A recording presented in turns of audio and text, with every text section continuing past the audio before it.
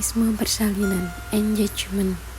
Kepala bayi memasuki pintu atas panggul. Dengan adanya dorongan atau kontraksi, maka kepala terus menurun ke bawah, yang dimana keadaan ini disebut dengan descent. Pada saat posisi turun, posisi sagituranya melintang, sejajar dengan sumbu jalan lahir, yang disebut dengan sinklitismus. Lalu, jika kepala janin mendekati dengan arah promontorium, maka ini disebut dengan asinklitismus. Lalu, apabila kepala janin mendekati simfisis, ini disebut dengan asinklitismus posterior, fleksi.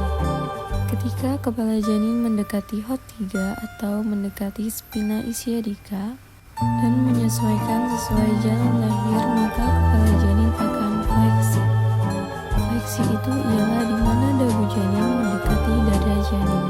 Karena adanya kontraksi tadi, janin akan terus terdorong untuk keluar, maka terjadilah putar paksi dalam. Karena ini terjadi menyesuaikan jalan lahir. Setelah paksi dalam selesai, kepala janin akan ekstensi. Ekstensi ialah dagu menjauhi dada janin. Kemudian terjadilah putar paksi luar.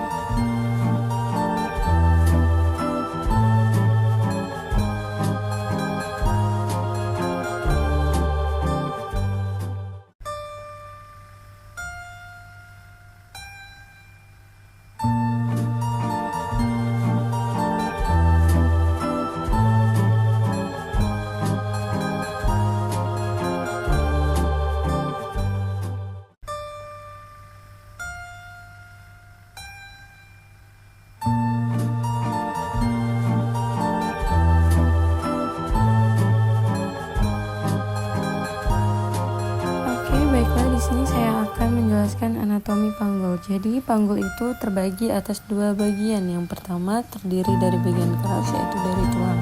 Sedangkan yang lunak dibentuk oleh otot-otot dan ligamen.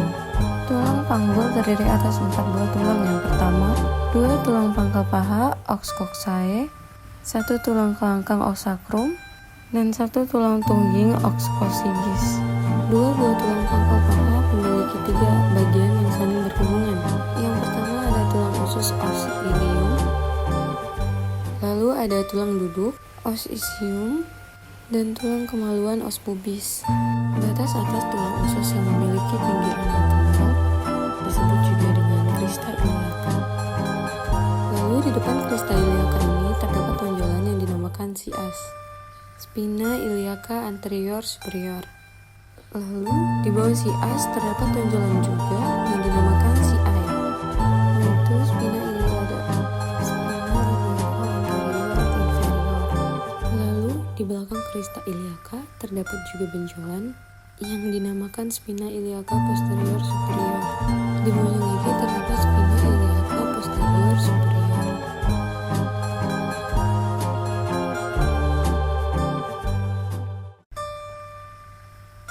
Lalu ini incisura ischiadica major. Lalu di bawahnya terdapat tonjolan yaitu spina ischiadica.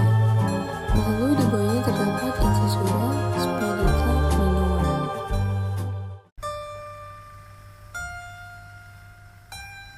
Pada pos ilium terdapat lajur yang disebut dengan linea terminalis atau linea indominata, yaitu batas antara panggul besar dan panggul kecil. Lalu tulang duduk yang besar ini berfungsi untuk menopang berat badan kita di saat kita duduk, disebut dengan tuber ischiadica.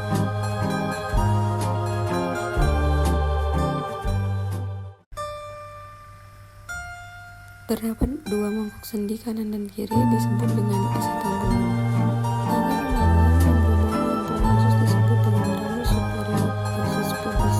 Sedangkan tangan kemaluan yang berhubungan dengan tulang duduk disebut dengan ramus inferior osis pubis.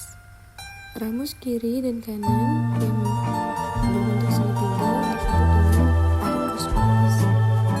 Lalu di sini ada tulang pangkal yang berbentuk segitiga atau os sacrum yang memiliki 5 ruas senyawa dan 5 buah lubang disebut dengan foramina sacrariora anteriora.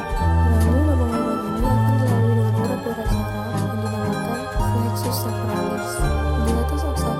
terdapat tonjolan yang dinamakan promontorium. Kemudian di bagian tengahnya ini terdapat cuat-cuat berduri yang dinamakan crista sacralis. Baiklah, yang terakhir adalah tulang-tulang.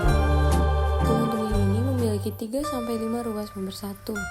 Atau bila sedang persalinan, ujung tulang tungging sedikit bisa menolak ke belakang, sehingga saat persalinan ukuran